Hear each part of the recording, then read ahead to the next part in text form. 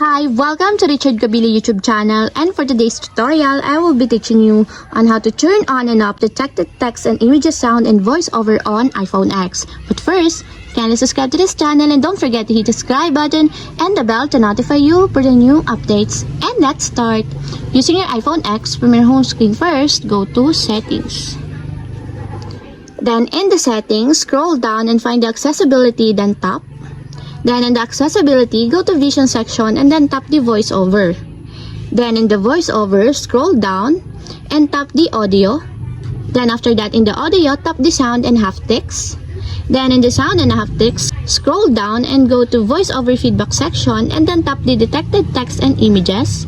Then in the detected text and images, find the sound, and as you will see, there's a switch button located on the side of it. Then all you have to do is just tap it to enable until it becomes green.